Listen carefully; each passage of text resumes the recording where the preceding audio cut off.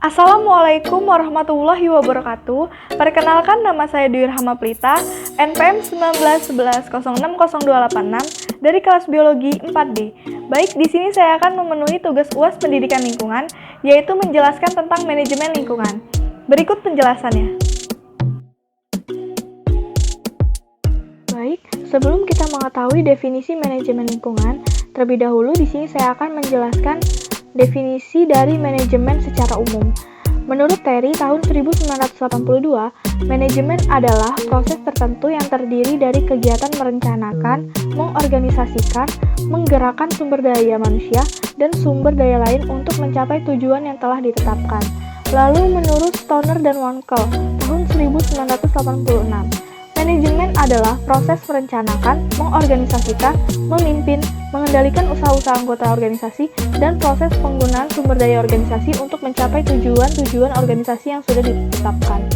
Berdasarkan definisi dari beberapa para ahli tersebut, dapat disimpulkan bahwa manajemen adalah sekumpulan aktivitas yang disengaja atau merencanakan, mengorganisasikan, menggerakkan yang terkait dengan tujuan tertentu. Kemudian lingkungan. Lingkungan menurut definisi umum yaitu segala sesuatu di sekitar subjek manusia yang terkait dengan aktivitasnya. Elemen lingkungan adalah hal-hal yang terkait dengan tanah, udara, air, sumber daya alam, flora, fauna, manusia, dan hubungan antar faktor-faktor tersebut.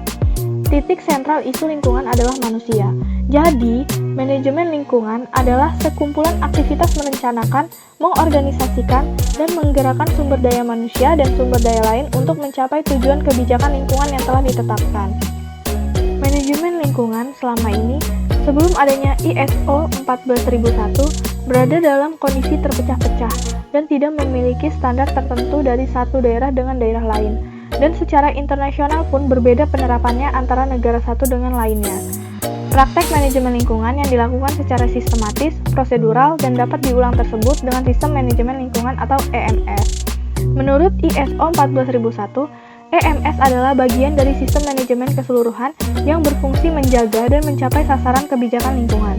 Sehingga EMS memiliki elemen kunci yaitu pernyataan kebijakan lingkungan dan merupakan bagian dari sistem manajemen perusahaan yang lebih luas.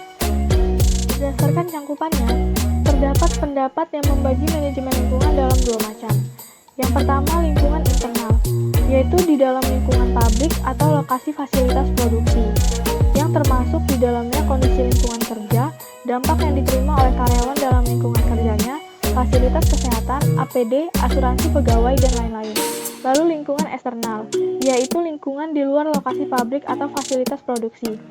Segala hal yang dapat menimbulkan dampak pada lingkungan sekitarnya, termasuk masyarakat di sekitar lokasi pabrik, dan pihak yang mewakilnya, atau pemerintah, pelanggan, investor, atau pemilik.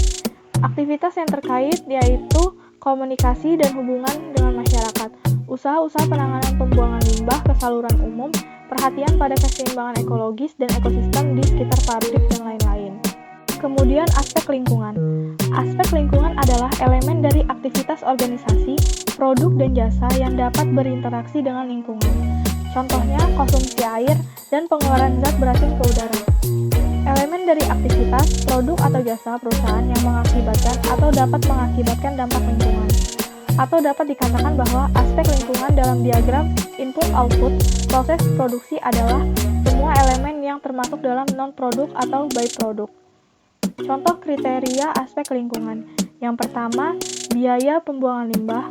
Kedua, dampak pada kesehatan manusia. Ketiga, biaya material. 4, tingkatan toksisitas. 5, konsumsi energi. 6, dampak pada sumber daya seperti buruh, dan lain-lain.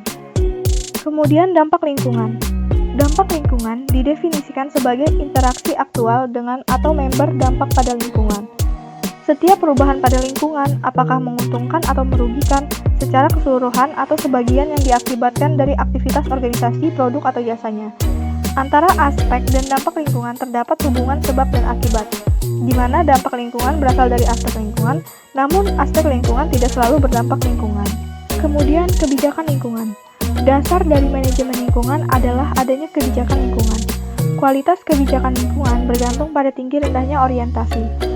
Orientasi yang dikenal selama ini yaitu orientasi kebijakan yang memenuhi peraturan lingkungan atau compliance oriented, dan yang berusaha melebihi standar peraturan lingkungan atau beyond compliance.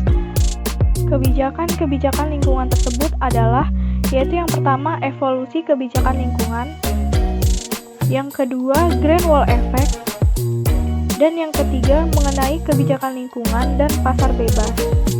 Sekian yang dapat saya jelaskan. Apabila ada kesalahan atau kekurangan, saya mohon maaf. Kepada Allah, saya mohon ampun. Saya akhiri. Wassalamualaikum warahmatullahi wabarakatuh.